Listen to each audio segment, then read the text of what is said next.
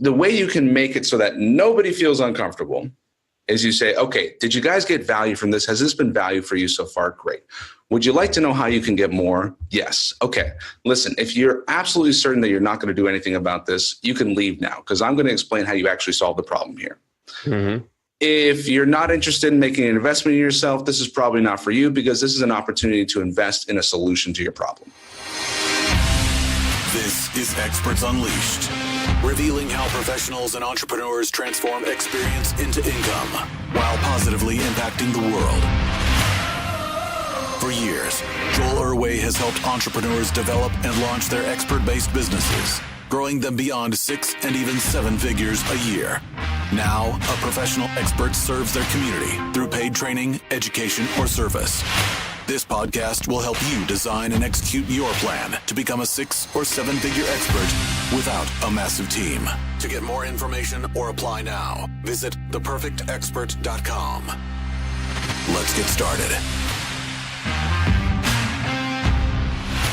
Hey, expert, what's going on? It's Joel here with another very, very special episode. I'm already tripping over my tongue. I'm so excited about our interview today. I have a very special guest that we are going to jam on for the next 30 or 40 minutes or so. Majeed Mogharreban from expertspeaker.com. Let me give you a quick synopsis of who this guy is and what we are going to be talking about today. So Majeed believes that stories have the power to change the world. He's spoken at the United Nations twice, Fair Trade International, and has worked with celebrities, a senator, an Olympic gold medal winner, CEOs, and top entrepreneurs to tell stories that change the world. Majeed is a 2-time international best-selling author and the founder of the Expert Speaker Institute. If that's not one heck of an intro of a bio, I don't know what is. Majeed, welcome to the show, my man. Thank you very much, Joel. It's an honor to be here. So we've been chatting for the past couple of minutes before we hopped on our call today. I know what you do, and we just gave your bio, but give my audience, give my listeners kind of like a behind the scenes look real quick of what Majeed really does. We've got your business card, we've got your bio that we just promoted, but like, what is it that you really do for your clients? Well, thank you so much for asking. What I do for my clients is, you know how when someone takes the stage, they give a presentation and everyone's leaning in and they're enraptured by the speech. And when the speaker comes off the stage, everyone rushes to the speaker and wants to buy stuff from them. That's what I help my clients do because they have a service or they have an offering that they want their clients to be able to work with them. So they give a great speech, and then everybody wants to work with them, but they don't make a pitch. They don't make a sale. They don't make a hard close from the stage. They just tell their story. So the magic of telling your story in the right way really magnetizes your ideal client to want to work with you instead of you having to pitch them or sell them anything. I love it. So it is the anti-direct marketer approach, right? Of standing up on stage, say, go rush to the back of the room, right? It's more of the law of attraction, more of the attraction-based model. Like, wow, I know I need to work with this guy, this girl, whoever it is, and it's all about telling that compelling story. So the storytelling aspect is probably the most important piece, I'm assuming, right? Based on what you're saying. Our minds are designed to pay attention to stories. Okay. The evolutionary survival tactic of cavemen. One caveman would come back and say, all right, guys, listen, I found berries. Okay, check it out. Pay attention. You go down to the river and you walk, you're going to see a tree. And then around the tree, there's going to be a red rock. Past that rock, there's your berries. And the guys who could follow the story would survive, and the people who would get lost, they would die. And, it's very important to pay attention to the story. So story is how we pass on knowledge. And so our brains actually synchronize their brain waves with the storyteller and the listener. So it's a very, very powerful way to connect emotionally, connect visually. And if they can see themselves in the capacity of working with you, if they can see themselves solving their problem with you, it's a very, very powerful component of a speech. Mm-hmm. So how many stories do you arm yourself with when you go give a speech, right? So do you have one, pretty much signature speech, or how does that work? I've never gone on the speaking circuit. So, all right, Joel, check this out. Yep. Assuming you want to make lots of money as a speaker, and those are the clients that I work with, and I'm not talking about getting $10,000 or $20,000 speaking fees. I'm talking about getting lots of money from clients in the audience who want to work with you. Okay. Mm-hmm. If that is your one of your measures of success is how many people you're able to help from the audience after the speech, then there are exactly 3 stories you need to tell. You need to tell your story, you need to tell a client success story, and you need to tell a cautionary tale. Your story is your journey from struggle to success and how you overcame the very same obstacles they are here to learn from you how to overcome. Yep. So for example, Joel, I know you've really mastered webinars, but there was a time where it was probably a bit clunky for you and you didn't quite know how to work everything. You tell the story of how you went from there to now it's just a cash machine and it's just working like crazy. That's your story. That's the Joel story. And I've heard it, and it's very fascinating how you came from the world of engineering and how you had a company that wasn't quite making it with the sales presentations, and then you flipped on the webinar. That's your story. Your story is story 1. Story 2 is the client success story. Client success story is someone came to you and they said, man, Joel, I don't know how to get my webinars working. I don't know what's going on. And you said, look, let's sit down. Let's figure this out. You work with them. And now they just sent you a picture of them on the beach saying, man, Joel, I woke up this morning. I made an extra $10,000 from my automatic webinar. Man, you changed my life. That's a client success story. Someone who came to you with a problem and left with success. Mm-hmm. The third type of story is the cautionary tale. The cautionary tale is a story about someone who has the problem that you solved, but didn't solve it. Or they chose some other method of solving it that's way too expensive or way too hard, and it ended up in disaster. So for example, in your business, Joel, you'd have someone say, I know a buddy of mine who's been doing webinars for 5 years, but he just keeps on running the same broken webinar. He hasn't automated it. He hasn't optimized it. And in 5 years, he's made only $3,000. Oh, and his wife just left him because he couldn't pay the bills, and now he has to see his kids on the weekends. If he would have just fixed the dang webinar, and that's the cautionary tale.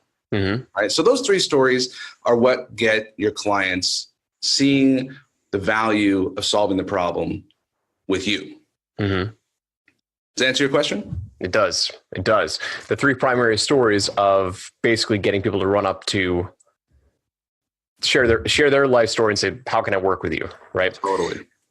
So I've heard of all 3 of them. I've never heard of it. This story number 3 positioned as the cautionary tale. Obviously, you've got your story and the client success story. So, but maybe I'm just way too deep in the weeds because I do similar things with the webinars. But I got to tell you, the cautionary tale story really intrigues me. Right. So I think the other 2 are more self-explanatory, but can we dive deeper into that one for a little bit? Like, you talk about, has the problem, but didn't solve it. Like, sure. What can you go deeper into that? Let's just leave it at that. Yeah, Joel. So imagine there are 4 outcomes to someone with a problem. They're either going to not solve the problem, or they're going to try to solve the problem themselves. So option 1 is do nothing. Option 2 is do it yourself or try to figure it out. Option 3 is pay for some sort of solution, whether that's a software solution or a service solution or a product solution or something that they think is going to solve the problem. And option number 4 is they're going to work with you or they're going to buy your product. So those are the only 4 outcomes. Do nothing, do it yourself, pay for someone else to solve the problem, or solve the problem with you. So the client success story is one where they solve the problem with you. Mm-hmm. The cautionary tale is one of the other 3 outcomes. So let's say you're in the weight loss business and someone hired a personal trainer at the fanciest gym in town and they had 3 sessions a week, right? So they end up spending $15,000 over 6 months. And then what happened? They neglected their kids and they never see their kids anymore because they're spending 6 hours a week at the gym, and it hasn't even made any progress because they're coming home from the gym and they're having pizza and ice cream. Mm-hmm. Right, whatever. And so that would be one of the stories, the cautionary tale, where you use the outcome of hired someone else. Yep. Do-it-yourself is generally known by seasoned professionals as the long, hard, painful, bloody, tear-filled experience of trying to figure something out, because smart people hire experts to make it easier. Yep. But the do-it-yourselfers are out there in full force because we're entrepreneurs. Gosh darn it, we can do this thing. So you tell a story of a guy who, let's take another example. How about financial advisor of business, like a finance expert, right?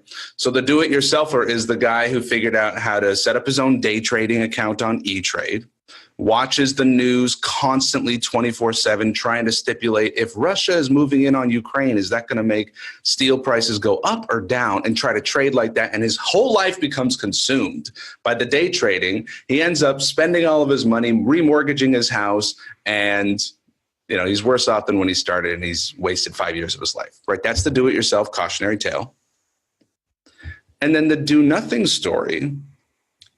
Sometimes do nothing is a great outcome for people. And if you can help people decide that this is not for you and they're going to do nothing, they save themselves a ton of time, that's totally cool. And I often open that door and show that door as like, here's the do nothing door, and hop off the webinar now, or like leave the speech now, because if you're going to do nothing, you don't even need to be here. Yep. And that's a cautionary tale. That can be a cautionary tale as well. If you do nothing, a lot of bad things can happen. You can go broke. Your wife could leave you. You end up in a van down by the river. And you just let them see that future for themselves of what would happen if this problem just kept on getting worse or persisted. And you tell a story about when that happened for someone, they just never dealt with it. So in my business, public speaking skills for entrepreneurs, a guy had worked 12 months putting a deal together that was worth multiple seven figures. And the final signing day, he had to give a 15-minute presentation explaining the whole deal. And he totally choked. He was vomiting in the bathroom. He had to cancel the meeting. The clients got cold feet. They thought he didn't have the leadership skills to make the deal. And the deal fell apart, 12 months of work, because he couldn't make a 15-minute presentation. Mm. That's what happens when he did nothing. He said, oh, no, I don't need public speaking coaching. I give presentations all the time. Or he said, no, I don't need to practice because I'm better when I'm more natural when I'm winging it. Yep. Right. So those are the categories, the three types of cautionary tales: the do nothing, the do it yourself, and the spend money on some other solution. Yep. And the final option is work with you and avoid the cautionary tale. And by the end of the speech, that seems like the obvious solution. Yep. When it's done correctly. Yep. Yeah. By the end of the webinar, by the end of the presentation, and when it's done correctly, I define as the audience got great value, whether they bought or not. The audience was entertained with humor and story. Mm-hmm. And the event planner who brought you, the owner of the audience, whether that's the tribe leader or the conference organizer or whatever, they feel like, man, you really delivered great value there. Yeah. So best case scenario is the people who need you and want you hire you. The people who don't need you don't hire you, because you don't want to sell people that don't really need you. And everybody wins in the audience. The event planner wins, the audience wins, and everyone walks away happy. That's really like the best webinar, the best speech. That's what I help people do. Awesome. So one of the interesting things is, with your audience, right? Because you talk about let me make sure I understand this correctly. You're not primarily looking to get big ticket money from the actual speech. It's all about picking up the sales afterwards, correct? You can get paid to speak, but it's typically a very small percentage of the overall revenue opportunity. Got it. Okay. But the primary focus though is making sure that we make the conversions on the audience. Correct. Yeah. Okay. Correct. So, if we're not making a pitch during the speech, how do you go about managing all that in the, on the back end? Like if you're getting them to come to you at, is it just schedule a call? Is it, send them to a website? Like how do you manage that piece when they're coming to talk to you? Okay. So often, the people I work with will have a high ticket coaching service offer, consulting offer that is typically not the kind of thing that you buy by filling out a form and putting your credit card number in. Right. Okay. So if we can categorize the buying as either a buy now in the room or a buy later situation. Mm-hmm. So the buy now in the room, My favorite thing I like to do is pass out a piece of paper that says name, email, phone number, address, credit card number, and a signature. And I'm going to deliver whatever I just offered, whether it was tickets to a retreat or an online course or a coaching program. My rule personally that I follow is $3,000 and below. I'll do a buy now and I won't do a strategy call. Partly that has to do with my availability right now. Partly that has to do with my market and their willingness to buy and their ability to buy. And the more they know me, the more time they've spent with me, the more they're able to make a multi-$1,000 decision on the spot. Yep. So if they spent a whole day with me, I can make a $3,000 pitch. Yep. An hour, 90 minutes, maybe 15 minutes. I'm going to try to keep to like a $500 pitch, but that's what they're filling out and buying on the spot. Otherwise, they're booking a strategy call. And usually my offer ranges in $8,000 to $10,000. Mm-hmm. And I personally have a policy that I want to personally talk to them before they become my client because I work very closely with them. If I don't think I can get them the results or I think they're going to be a difficult client, I don't bring them on. So my model is speak, fill out a form. If it's in a physical room, fill out a form and check a box that says, I'd like to schedule a call. I've got name, email, phone number. I follow up to schedule a call. And then we set up a strategy session and I close that way. If I'm doing a webinar, which a majority of my speeches are through webinar, then I'll put a link to my calendar. Yep. So I give the speech, link to my calendar. And now there's not a pitch because you don't go through all the logistics of the program. 8 weeks, it's 12 weeks, it's online, it's in a group, it's you don't need to do that until you've determined that they have the problem, they want to solve the problem, they've got budget, they've got urgency, they want to buy now. And that comes out through the conversation. And then the logistics of the program, if there's a fit, there's a fit. Mm-hmm. So you don't need to put the logistics of the program and all the modules and all the features in your speech or in your presentation. Right. So that's why there's no pitch.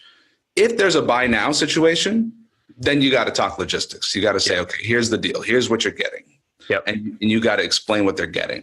The way you can make it so that nobody feels uncomfortable is you say, okay, did you guys get value from this? Has this been value for you so far? Great. Would you like to know how you can get more? Yes. Okay. Listen, if you're absolutely certain that you're not going to do anything about this, you can leave now because I'm going to explain how you actually solve the problem here. Mm-hmm. If you're not interested in making an investment in yourself, this is probably not for you because this is an opportunity to invest in a solution to your problem. So if you're not into it, hop off the webinar, leave the room. If you're into it, I assume you want to solve the problem. Here's my recommendation for you. Here's my best offer. And then you go on to explain. So that way people know that if they are really not interested, they don't need to sit through a pitch per se, but the sale starts before you ever start speaking. Yep. The sale starts in your title and description in your bio. The sale starts in your introduction. The sale starts through your story. And they've already decided that they're solving the problem and they're going to invest with you before you even talk about your offer. Amen. Yeah. Amen, brother. Yeah. I wish more people knew that, and obviously they're going to listen to this podcast, but it all starts before you ever jump on the presentation. You walk into the room, whatever it is, they have to convince themselves that you are the expert and that they've got a problem that they need to solve. And they've chosen to spend time with you to get that problem solved. So I 100% believe it. Yeah. Okay. So of the clients that work with you, if you were to pick out the single most common misconception or the single most common pain that they've got when they first start working with you, and then by the end, that's all solved, right? What is the most common myth that they believe in their mind about speaking gigs or why they can't be successful as an expert speaker? The most common problem I hear from my clients is I don't know where I could speak. And I don't know where to start. There's a reason why they don't know where. It's because of the actual problem that they have is that they don't know who they want to get in front of. Mm-hmm. And the process I take people through is to get super clear on one person only who would be your ideal client, your dream client. The person that you're called to serve, you want to help, you would feel honored to be able to serve them, and they will pay you lots of money and get great results and tell all their friends. And then we define this person specifically. Then we say, where is that person going in terms of events, in terms of clubs, in terms of associations? Where are they already sitting in an audience watching speakers? And how can you get on that stage? Or how can you host an event online or in person that would attract that exact person? And now, how do you title and describe your speech so that that exact person would read that title and say, cancel everything, I'm going to that, and I am not letting any other thing that comes up at that same time, I'm not going to miss it, I'm going to be there. Mm-hmm. Right, title and description, very compelling to that one person. And then you write that speech like it's a love letter to that person. They feel like, hang on a second, do you have like a recorder going on in my brain? Because this is literally what I'm going through right now. And they're like, wow, you totally get me. And you've apparently also solved this problem for not just yourself, but for other people. I think we should talk. And so what does that mean in terms of where should you speak? Speak at places where your ideal client is attending. If you don't know who your ideal client is, very hard to identify where those places are. But just to give you some ideas, locally, there are Rotary clubs, Lions clubs, Kiwanis clubs that meet once a week. There are chambers of commerce, networking groups. There's meetup.com. There's associations, and there's chapters and local chapters and regional chapters, state chapters, national chapters. And when you get into one, so it's great when you can pitch in your hole into a really tight little niche. We've got one web designer we're working with right now who's speaking to get clients. She's a web designer, so she builds websites for interior design companies. Super niche, right? For interior design companies. And that word "for" is so helpful in marketing. For interior design companies. Now all the interior design companies go, oh, she's an expert in web design for interior design companies. She's giving a speech in 2 weeks for 300 interior design companies on the future of online marketing and why your website needs to get updated by us, right? Yep. She's going to tell her story, which is very emotional and very compelling and really connects. And she used to be an interior designer. So she's like, guys, I've been there. I get it. Now, can she design a website for you and me? Of course she could. Could she design a website for a restaurant? Absolutely. But because she's chosen the niche and committed to the expertise and really compelled her story to help those people solve the problem with her, she's got a killer growth strategy through speaking. Awesome. So the surface level problem is, oh, where do I speak? But the below the surface problem, when you really dive into it, is you have no idea. You are unclear as to who you actually want to speak to. And when you don't know who you want to speak to. Very well summarized, Joel. Yes. That's exactly right. The problem is they say, I don't know where to speak. I don't know where to start. The real problem is they don't know who they want to serve. And the thing that keeps people from committing to an ideal client is they think, I won't be able to make enough money with just that audience. And I have so many other people that I would love to help and work with. These people are paying me, and those people are paying me, and those people are paying me. Now, are you telling me that I should stop taking money from these people? That's a big leap of faith. It is. And what I say to those people is I say, listen, you don't need to stop taking money from those people, but you need to choose one to market to. Yep. Lest you make your marketing life exponentially more challenging. Yep. Dude, preaching to the choir. I mean, those are words very well spoken, wise words, very well spoken. And it is scary. You know, it is scary because, like, great, you've got a handful of referrals that came to you because somebody put you on top of a pedestal and said you need to work with this guy or gal. So now you've got 6 different clients and 6 different niches, and you have no way to scale. Can't scale if you're serving all those different types of people because you have no marketing, you have no systems around that. 100%. It's a very, very common curse. And when you say, this is what I do, this is all that I do, these are the only people I work with in your marketing, that's very powerful. As soon as you say and, comma, I used to have a bullet point list on the back of my business card that was like small type as 2 column of all the things that I could do: training, coaching, consulting, facilitating. I didn't even know what the word facilitating meant, but I saw it on a lot of speakers' websites and I was like, yeah, I'll just whatever that is. And that just made me a commodity speaker, and commodities compete on price. And you better believe I took a speaking gig for a $25 gift card to Starbucks. Yep. Yeah. I mean, when you do everything, you do nothing. When you do one thing, you're the expert, and you can create a line of a client waiting list. Yep. Love it, dude. Yeah, I watched your video when I was doing research, and your first paid gig was a $25 Starbucks gift card. If I remember correctly, it was in a retirement home. True. Right? True. Yep. So what was that speech on? So someone said to me, we're having a conflict issue amongst the residents of our retirement facility. Can you come and speak on conflict? And I said, yes, of course I can. And so I got a bunch of bags of tea, and I put 2 bags of tea per Ziploc bag, and I made a bunch of handouts. I was passing out Ziploc bags with 2 bags of tea, and I said, listen, here's how you use these. You make a cup of tea for you, and you make a cup of tea for from your worst enemy in this facility. And you sit down with them and get to know all the different things you have in common. And I just talked about, like, look, it's all about making connection and community and helping each other out. And I mean, I was just making stuff up. See, I come from an improv background. I did improv comedy and traveled around North America, acted with a couple of Saturday Night Live actors, Amy Poehler and Horatio Sands in New York City. And one of the things that we would do as a warm-up is it was called the expert game.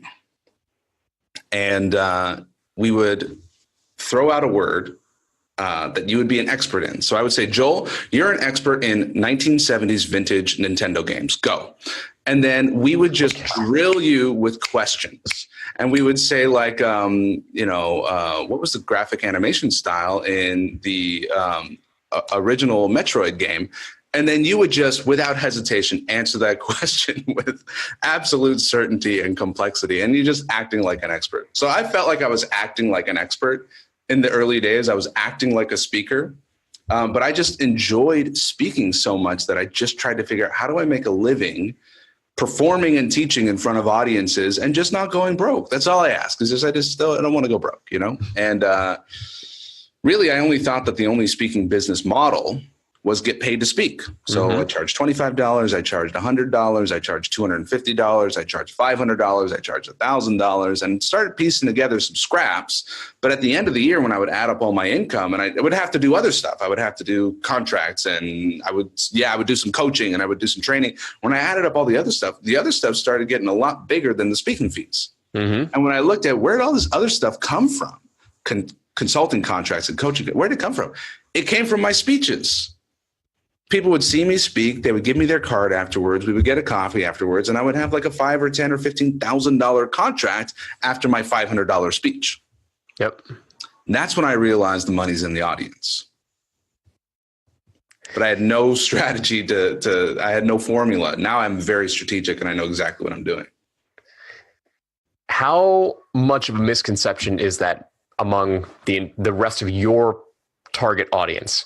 How many people believe that, like, the way for them to be successful is to get paid to speak? Like, that's where they think their big money is going to come from, not necessarily from the audience. Is that a common objection you have to? It's a very common belief that it's something that they want, but they don't know how to do it.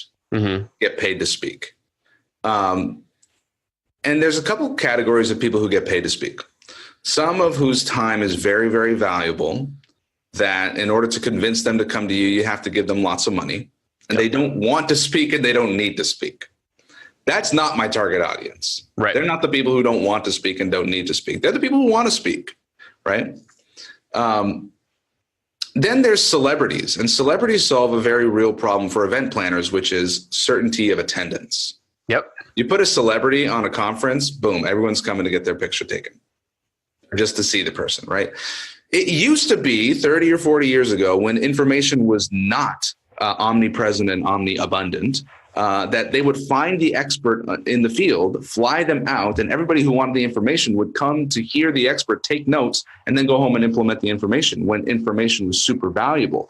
Now, information is much less valuable in its abundance. It is the implementation of that information that is so valuable, which has led to the rise of coaching and the rise of consulting, is because all the values in the implementation. So where does that leave us? Those speaker fees have actually dried up and oftentimes have turned into sponsorship spots where people actually pay to get on the stage.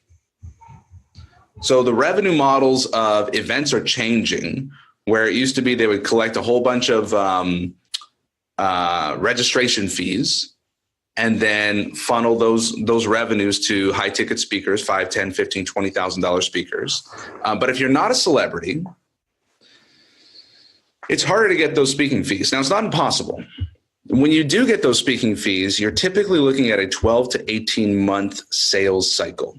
Mm-hmm. All right, think about that. Spending 18 months to make $3,000 or $5,000. Yeah, because whoever has the speaking fee is there. If you called someone today, we're in late 2018 right now. Mm-hmm. You're looking at late 2018 to early 2020 for whenever their conference is that they're looking at their speakers, right? So I had to, someone sat me down at the very beginning of my speaking career and said, listen, there's a really long sales cycle. You got to be ready and you got to have a job while you're waiting, right? He was like, that was his advice. He was like, don't quit your job. This takes a long time to build up. And he did not give me the advice of, hey, listen, you should package a service. You should give a presentation and you should close $20,000 in sales in a week instead of waiting a year to collect your $1,500 speaking fee. Yep. So I don't advise people as a revenue generating strategy or as a lifestyle strategy to focus on paid speaking engagements, because I did build a sizable 6-figure paid speaking engagement business, some training business, some keynote speeches, but I was on the road all the time, which was by design. I love to travel, but then I had a baby 5 years ago. My wife and I, we had our first baby, and I'm like, whoa, I totally got to change this model, because as soon as I stopped flying, I stopped making money. And that was really bad for my business and my family, because flying and baby, not cool. So that's when I got into webinars and I started doing live events where people come to me, and a really simple streamlined business model that's all about webinar to strategy call to convert to group coaching program. Yep. And that's what I'm doing right now. Awesome. So what I want to do is I want to kick it back into our rewind section right now, right? So we kind of talked a little bit about your backstory. So you were in Improv, right? But I'm assuming, in the rewind section, it's all about opportunity, right? So I want to just remind our listeners right now, we want to focus on what were those big opportunities that came up that led you to where you are today with your successful business. So like the life and the journey of an entrepreneur, but like those big spark moments, I think is what those flashes in the pan, those huge pivot moments, right? What was your first? So I want to ask this question, right? What was your first career path move? Like when you decided to go out into the real world, the working world, what was that first career path that you chose? So, I was a serial entrepreneur from the age of 16, started 5 businesses before I was 21, and really just jumped on opportunities as they arose. Yep. Build a team, make some money, sell the business, then I'd have a chunk of change and I'd go travel the world and then run out of money and come do it again. That was kind of my path until graduation of university. Spent a year out in Japan teaching English. And when you think about it, that's a speaking business model with one client, consistent paycheck, one audience, my class of Japanese students. And that's a speaking business model, as is being a professor at a university, or being a corporate trainer. So I didn't realize that like speaking was my path, but I loved the acting, and I loved the improv, and I loved the stage and the performance. And of course, what did I bring to my Japanese English class? I brought like stage and performance, and so then when I got, so I was traveling through Africa and I met a beautiful lady, beautiful Canadian woman, fell in love. And I said, I'm moving to Canada. I'm going to marry that woman. That's why I'm in Canada now. Mother of my 2 children, 10 years ago. And I didn't have a work visa. So for a year and a half, I was just hustling. I was like doing real estate investment projects, and I was doing construction projects, and it wasn't really playing to my strengths. I kept on thinking, if I could just put a room together of people and like present the vision and the idea, I can compel these people, because that's my strategy. That's my unfair advantage, my zone of genius. So even my wife, who was a massage therapist, I said, hey, you want to get a whole bunch of clients? Here's what you do. Get a bunch of people in a room and give a presentation about how to solve their pain, then make them an offer to get into your first sessions half price, and then upsell them on a 12-pack of sessions, and there you go. And so I'm always thinking, how do I give a presentation? So a year and a half goes by, I get myself a work visa and I get a job in sales, high-tech sales, selling backup server recovery disk stuff to the government of Canada. It was very dry, very boring, but I tried to give myself presentation opportunities so I can showcase, personality, et cetera. Ended up getting fired from that job. Didn't do so well, got fired. And I'm like, what do I really want to do? And I said, I really want to be Tony Robbins. I had no idea how to do that, but I want to just like perform in front of stadiums of people and actually help people, make breakthroughs and everything. I was really into personal development goals and all that. So that's when I found out the Association of Professional Speakers, the Canadian Association of Professional Speakers. And the interesting thing is that for every different speaker, there's a different business model. It has to do with your industry. It has to do with your lifestyle. It has to do with do you like the longer training thing? Do you like the shorter keynote thing? And then I wasn't making enough money to really pay my own bills as a speaker. So I got a job at the advertisement agency that was the sponsor of my local chapter of the Speaker Association that was building all the websites of all the speakers. And what I learned that in order to be a successful speaker, you have to be a successful speaker marketer. Because if you want to get gigs, it's not because someone saw your speech and was like, yeah, we're gonna hire this person. They book you based on your title, description, bio, and how you market yourself. So you have to market yourself to get booked. Then they're going to see your speech. Yep. So got into speaker marketing and finally got some gigs and away we go. So tell me about that. So what was that kind of like that revelation when you realized, so go into more detail about the revelation, like when you realized that, okay, if I wanted to really make this work, it was more about the marketing. Like when was that? Like, tell me a little bit more about that. Because that's the secret kind of like with all business. When people start off as a really early stage entrepreneur, the thing we worry most about, what am I going to put on my business card? Yep. What's my little title? What do I put on my business card? What do I call myself? And that is it's a symptom of a greater problem is lack of clarity of who you're serving, what's the solution, and a lack of confidence that you can actually provide the results because you haven't seen it. So I didn't know if I was worth $500 as a speaker or $1,000 as a speaker or and I would see other people's fees and I would be like, wow, one day, $10,000 for a speech one day. Wow. But I still had no idea about this opportunity in the audience. It was all about the speaker fee. And my big idea was if I make $100,000, I'll be rich. And if I get $1,000 a speech, all I have to do is 100 speeches and away we go.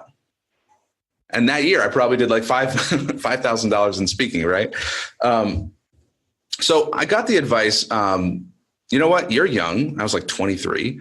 Why don't you talk to kids? Talk to kids about entrepreneurship. You've got experience. And I said, yeah. I'll be a high school speaker. So I started knocking on high school doors, making $250 a speech, $500 a speech, going from principal to principal to principal, like driving and walking into their office and saying, can I speak at your school? And they'd be like, yeah, we've got $500 and, and made a living that way. Then I gave one speech at the annual principals breakfast, all the principals in one room, one speech, and boom, filled my calendar. Yep. All the speeches, right? Totally strategic. You speak in front of an audience of potential clients. Principals were my clients. Now, then I got a bigger client called the government. The government was like, listen, Majeed, we want you to go to all these speeches, all these schools and talk about entrepreneurship. We've got an entrepreneurship program. We're going to fund the whole thing. We want you to run the program and go out and speak at schools about it. I was like, great. One contract, $100,000. One client simplifies my business and I get to go out and speak about entrepreneurship. So that's what I did in one way or another, then got into corporate training and became the #1 trainer in the world at Learning Tree International out of 721 trainers, became their youngest trainer and their highest rated trainer by adding this performance. And you and I were talking before the recording here, Joel, about how we both share the record of interview 100% success rate to getting the job. Yep. I walked into this place with no meeting, with no interview, and like got myself a position as a trainer in the company by just showing up and performing. That's my unfair advantage. Mm-hmm. And then I used them as a broker to get me in front of the United Nations, to get me in front of Coca-Cola, Honda, Citibank, US Army. So they had all these contracts and I could just show up and perform. So that gave me a ton of corporate experience as a corporate trainer. And I really fell in love with the 3-day event, because by the end of the 3 days is we're just like making breakthroughs and we're crying and like, this is like wonderful, amazing stuff happening. I'm feeling like Tony Robbins for my 17 IT professionals learning communication skills in these corporate training situations. But that was great, they basically became my broker and I became a speaker that they could put in front of different audiences. So a lot of different models that I've gone through as a speaker, and it's afforded me the opportunity to speak to a lot of really interesting audiences. How long was the gig for $100,000 when the government sent you to all these different high schools? How long was that for? 1 year? What was that term? So it was $100,000 over the course of 2 years, and it was part-time, and it was really interesting. In order to sell to the government, you have to have these per diems that fit within a certain price range. Yep.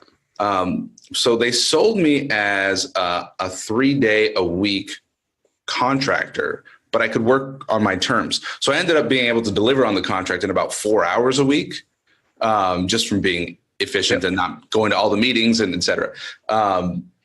But it was a multi-year contract, and we renewed for a 3rd year. And then I moved on to more like corporate stuff. Yep. Yeah. Cool. Did you like that model? Like one client, like you're your own boss, you're your own contractor, one client, $100,000, 2 years, $50,000 a year. I mean, did you didn't like it? You're shaking your head no, right? I mean, Joe, I'll be honest with you.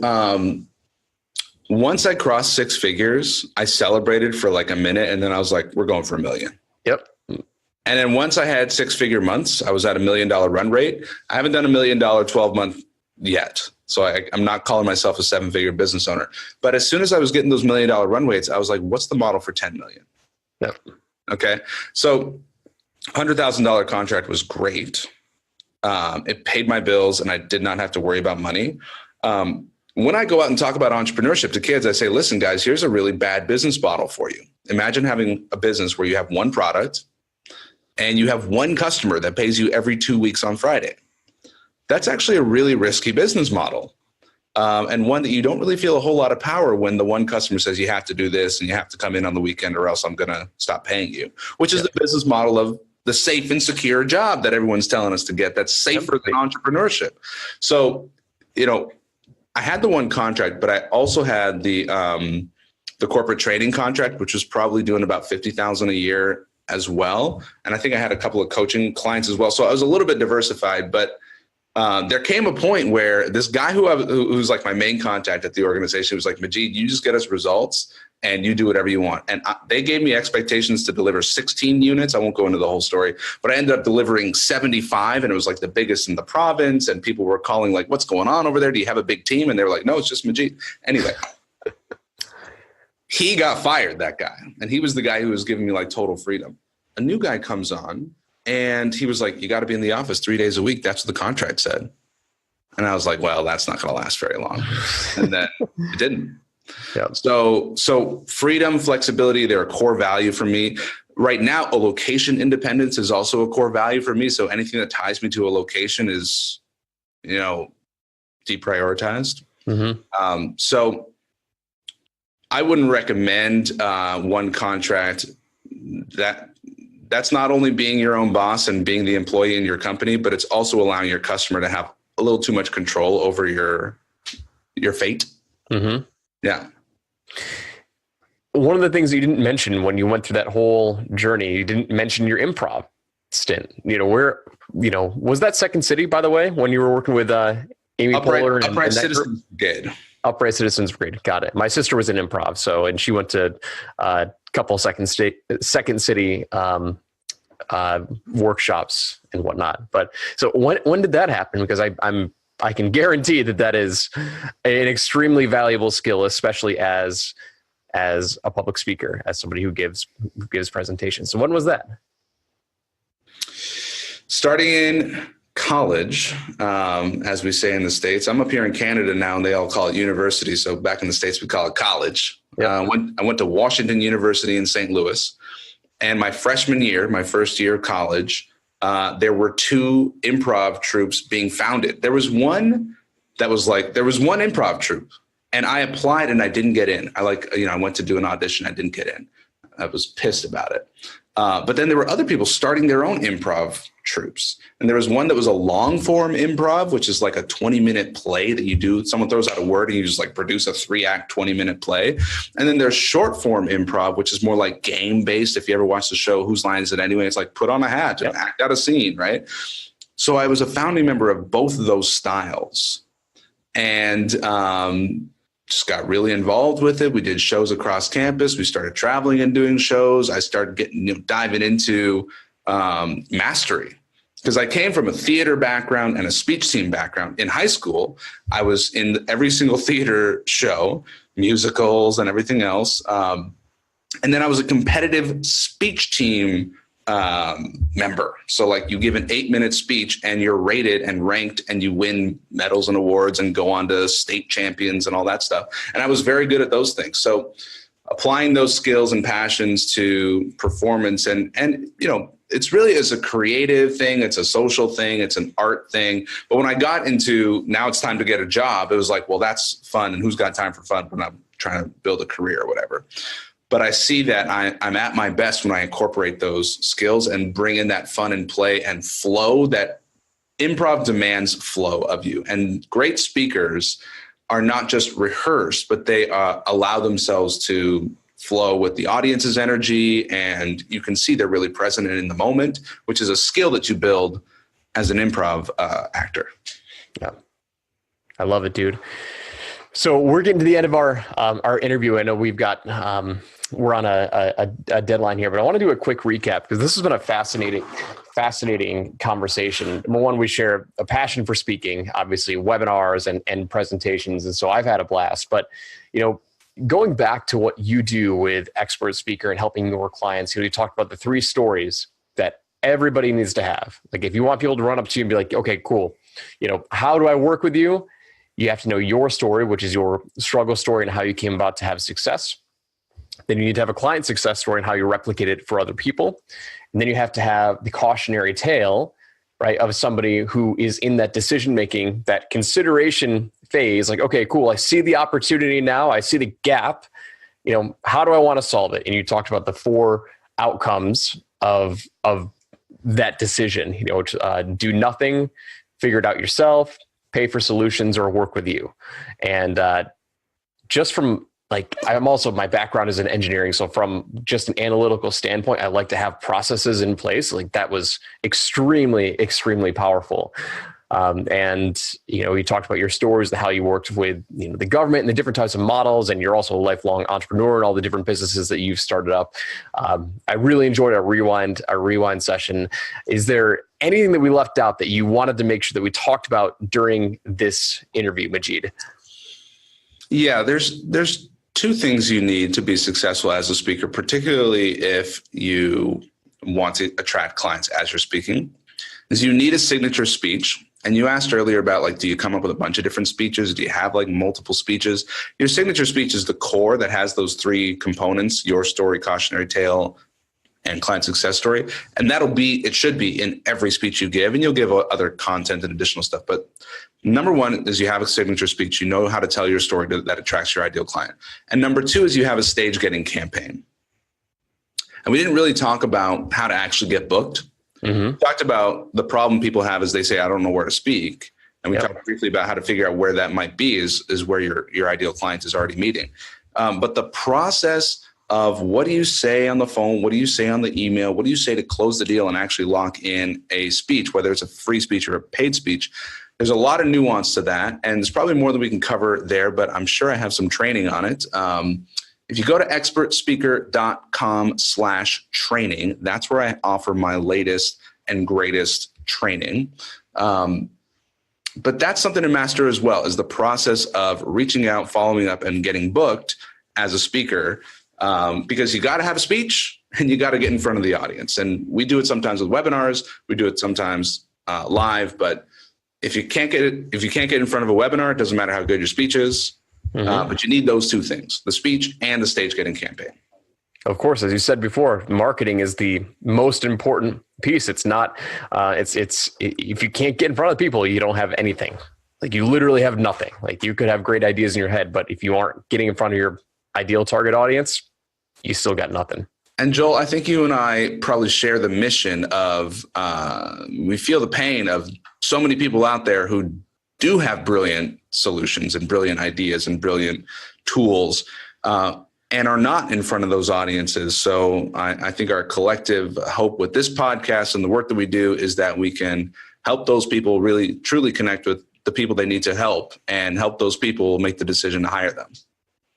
100%, man. So we've got the URL expertspeaker.com/training. Is that correct? Correct. Okay. So they can go to that link right there. How else can they connect with you? Email, or what's your preferred method? Yeah. Email Majeed@expertspeaker.com. That's MAJEED @expertspeaker.com. Thank you. Yep. Awesome. Majeed, I had a blast, man. I really enjoy speaking to like-minded individuals who understand the power of persuasive storytelling and just having fun with life. I can tell just from our video chat right here, and most of these people will be listening on podcasts, but you love life and you have a blast doing it. I actually could have spotted that you were an improv artist in the background. You got an eye for it. At some point of your life, just from the way that you respond and you think about the questions that's being asked. So I had a blast, Majeed. Hopefully you enjoyed this conversation. If you're listening to this right now, please go connect with Majeed.